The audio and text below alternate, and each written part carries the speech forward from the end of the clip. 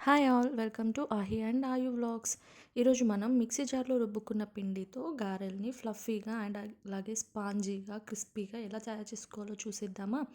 అయితే చాలామందికి ఉన్న కంప్లైంట్స్ ఏంటి అని అంటే వడలు చేసేటప్పుడు అవి కరెక్ట్ షేప్లో రావట్లేదు అని కానీ, లేకపోతే గట్టిగా వచ్చేస్తున్నాయి అని కానీ, లేకపోతే ఆయిల్‌లో వేసినప్పుడు విడిపోతున్నాయి అని కానీ, లేకపోతే ఆయిల్ ఎక్కువగా పీల్చుకుంటున్నాయి అని కానీ చాలామందికి చాలా జనరల్ కంప్లెయింట్స్ ఉంటాయి కదా! అయితే ఈరోజు మనం వాటిని ఏ విధంగా కరెక్ట్ రెసిపీ చేసుకోవాలో చూసేద్దాం. ముందుగా నేనైతే పొట్టు మినపప్పుని తీసుకున్నానండి. పొట్టు మినపప్పుని ఒక 2 గ్లాసులు మినపప్పు తీసుకొని నైట్ అంతా నానబెట్టుకొని దాన్ని శుభ్రంగా వాష్ చేసుకున్నాను. అయితే పొట్టు మొత్తం పోనివ్వలేదనమాట. కాస్త పొట్టుతోనే అలాగే రుబ్బుకుంటున్నాను. అయితే మనము పిండి రుబ్బుకునేటప్పుడు వాటర్ ఎక్కువగా పోసి మెత్తగా జారుగా రుబ్బుకోకూడదండి.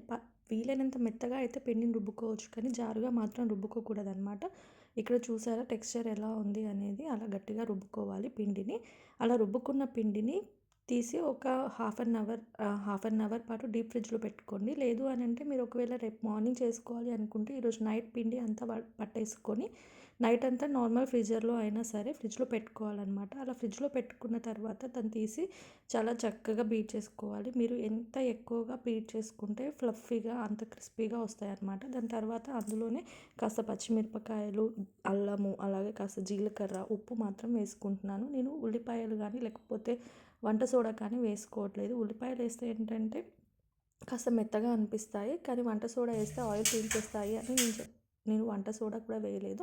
ఈ పిండి కలుపుకునేలోగా ముందుగా ఆయిల్ అయితే వేడి చేసుకుంటున్నాను అనమాట. ఆయిల్ వేడైన తర్వాత పిండిని నేను చేత్తోనే ఒత్తుకుంటానండి. చేతికి కాస్త వాటర్ రాసేసుకొని దాని మీదే పిండిని ఉండలుగా చేసుకొని వడల్లా వేసుకుంటున్నాను. ఇలా వేసుకోవడం వల్ల ఏంటి అంటే ఆయిల్ ఎక్కువగా పీల్చదు. అలాగే చాలా క్రిస్పీగా వస్తాయన్నమాట. చాలా పైనంతా క్రిస్పీగా లోపలంతా స్పాంజీగా చాలా మంచిగా వస్తాయన్నమాట. ఎవరైనా కూడా ఇలా తినడానికి చాలా ఇష్టపడతారు. నూనెలో వేసుకున్న వడల్ని చక్కగా అటు ఇటు తిప్పుకుంటూ మీడియం టు లో ఫ్లేమ్‌లో ఫ్రై చేసుకోవాలండి. లేదు హై ఫ్లేమ్‌లోనే ఫ్రై చేసుకుంటే లోపలంతా అలాగే ఉంటుంది. కాస్త జిగట ఎక్కువగా ఉంటుంది కదా మినపప్పులో, అలా జిగురుగా అనిపిస్తుంది. అదే మీరు మీడియం టు హై ఫ్లేమ్‌లో చేసుకున్నారంటే చక్కగా లోపలంతా ఉడికిపోయి చాలా టేస్టీగా వస్తాయన్నమాట మన వడలనేవి.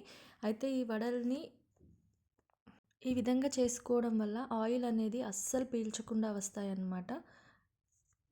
చూసారా ఆయిల్‌లో వేయగానే ఎంత చక్కగా పొంగాయో, వడలు ఎంత రౌండ్‌గా ఎంత బాగా కనిపిస్తున్నాయో. వడలనేవి చాలా సాఫ్ట్‌గా, క్రిస్పీగా రావాలి అనంటే మాత్రం, అందులోనూ ఆయిల్ కూడా పీల్చుకోకుండా రావాలి అనంటే మాత్రం వంట సోడా అస్సలు వేయకూడదు. చూసారా నా వడలు ఎంత చక్కగా రెడీ అయిపోయాయో. Thank you for watching and please do subscribe my channel. Thank you.